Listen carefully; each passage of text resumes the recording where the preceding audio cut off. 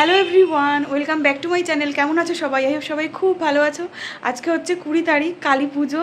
কালকে ছিল ভূত চতুর্দশী, তো কালকে একটা ব্লগ শেয়ার করেছিলাম। তো আজকে একটা নতুন ব্লগ তোমাদের সঙ্গে সারাদিনে শেয়ার করব, কি করব, চলো শুরু করা যাক।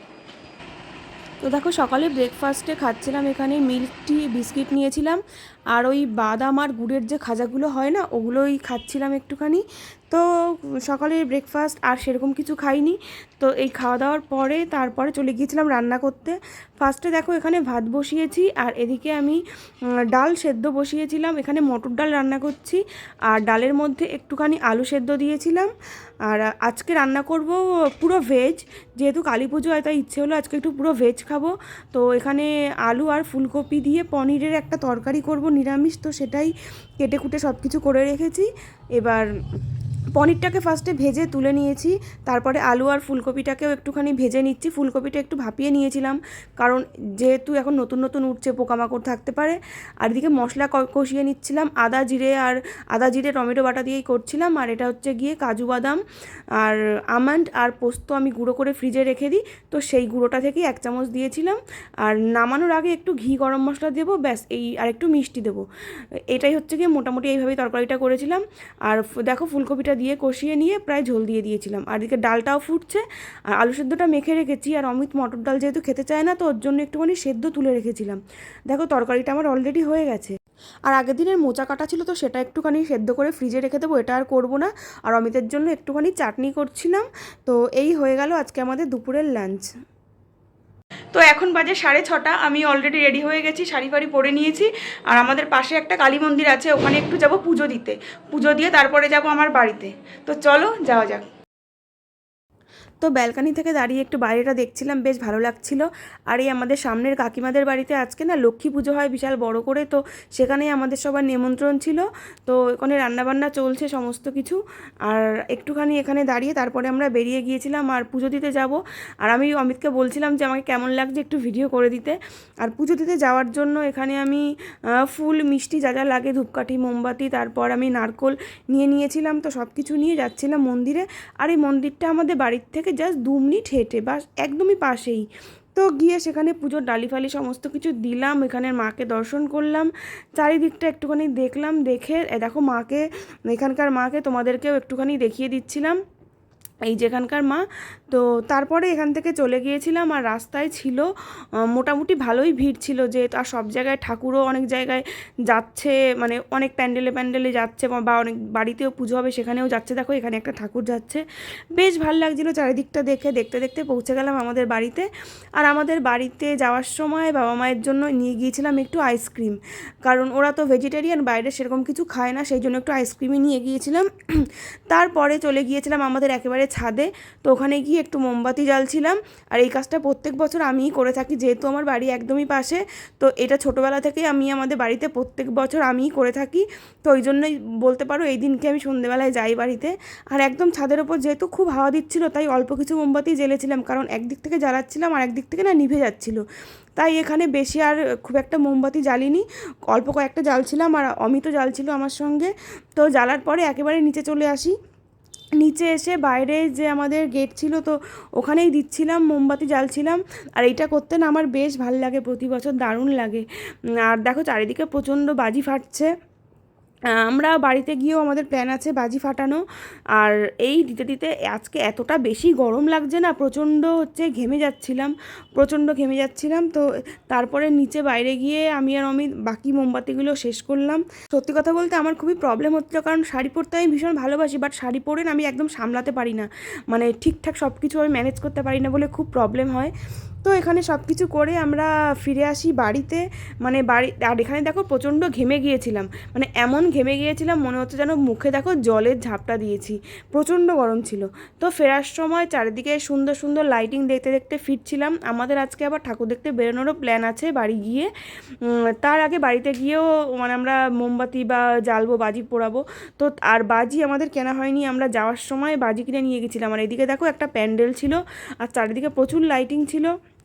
তো ওই দেখতে দেখতে আমরা গিয়ে বাড়ি যাওয়ার সময় কিছু বাজি কিনে নিয়ে গেছিলাম। আর সত্যি কথা বলতে আমি বাজি পোড়াতে ভীষণই ভয় পাই। আর এখানে দেখো বাড়ি গিয়ে আমাদের যেই কাকিমার বাড়িতে সামনে লক্ষ্মী পুজো ছিল সেখান থেকে কিন্তু অনেকটা পরিমাণ প্রসাদ, মানে আমাদের পুরো রাতের খাওয়ার মতন প্রসাদ দিয়ে দিয়েছিল। এখানে ফ্রাইড রাইস, আলুর দম আর এমনি প্রসাদ ছিল। যারা আমরা আশেপাশের লোকজন তাদেরকে কাকিমারা অনেকটা করেই প্রসাদ দেয় যাতে আমাদের রাতের খাবার হয়ে যায় পুরো।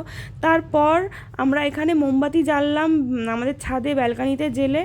আর এবার ছাদে গিয়ে কিছু বাজি পোড়াচ্ছিলাম। ওই যে বললাম বাজি পোড়াতে আমি ভীষণ ভয় পাই, তো আমি জোর করছিল তার জন্য আমি কিছু ফুলঝুরি মানে তারাবাজি আর হচ্ছে গিয়ে রং মশাল এই জ্বেলেছি।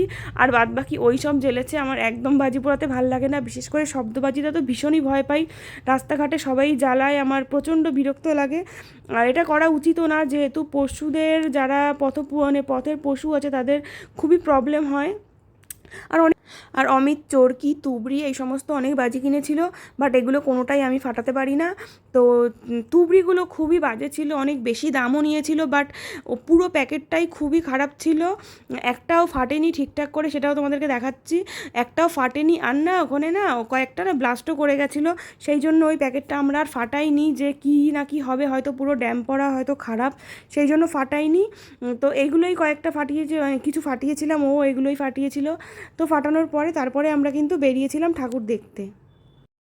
আর তোমরা কে কী বাজি পোড়ালে, কালী পুজো কেমন করে কাটালে অবশ্যই কিন্তু কমেন্ট করে জানাতে ভুলো না। তোমরা প্লিজ একটু কমেন্ট করো, তাহলে জানতে পারবো যে তোমাদের এই ভিডিওগুলো আমার ভালো লাগছে কি না, সেটা কিন্তু আমি জানতে পারবো। প্লিজ তোমরা একটু সবাই কমেন্ট করো।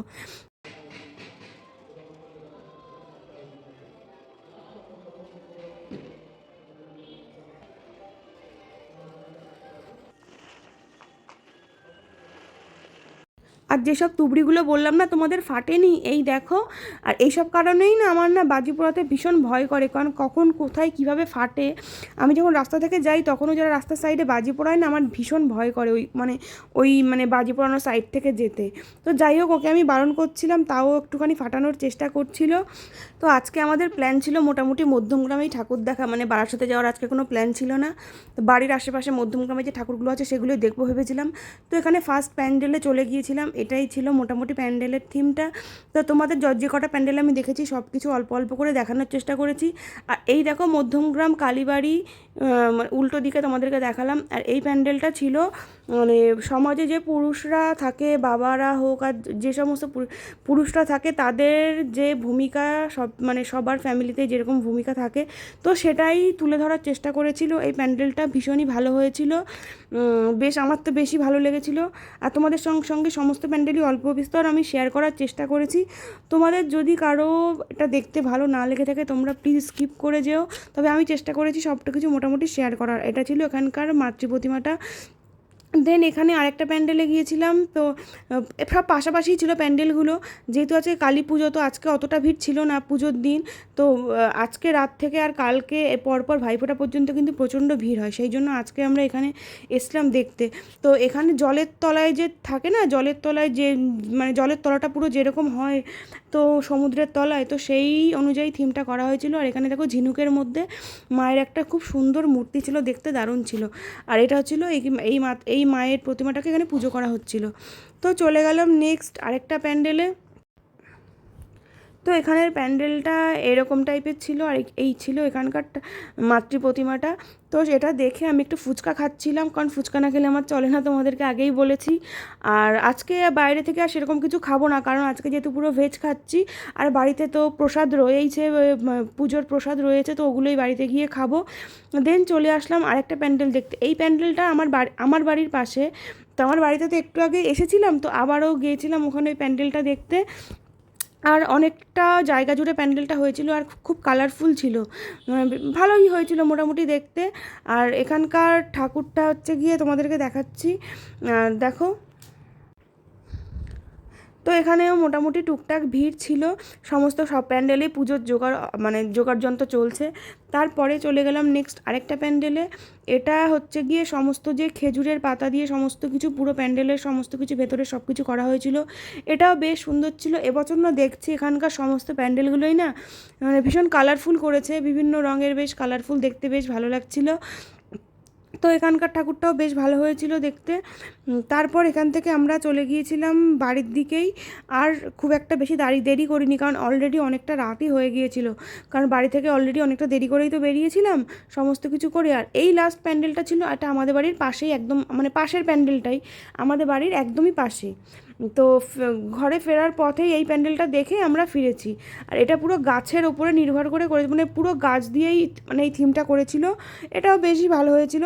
তারপরে বাড়ি ফেরার পথে কাকিমাদের বাড়ি থেকে যে প্রসাদ দিচ্ছিল, তো আবারও সবাইকে নর্মালি যে পাতায় করে দিচ্ছিল সেরকম প্রসাদ আবারও দিয়ে দিয়েছে ঢোকার সময়। তো সেই প্রসাদগুলো নিয়ে রাত্রেবেলা এই দিয়েই আমাদের ডিনার সারি। আর অলরেডি কিন্তু আরও প্রচুর প্রসাদ থেকে গেছিলো, যেটা আমাদের পরের দিনও হয়ে গেছিলো। তো এইভাবেই কাটালাম আজকের দিনটা। রাতে কিন্তু আবারও ছাদে গিয়ে একটু বাজি পোড়ানো হয়েছিল। তো এইভাবেই কাটালাম। কেমন লাগলো তোমাদের আজকের ব্লগটা অবশ্যই কিন্তু কমেন্ট করে জানাতে ভুলো না। ভালো লাগলে লাইক করো, কমেন্ট করো, আর চ্যানেলটাকে অবশ্যই সাবস্ক্রাইব করে দিও। সবাই ভালো থেকো, সুস্থ থেকো।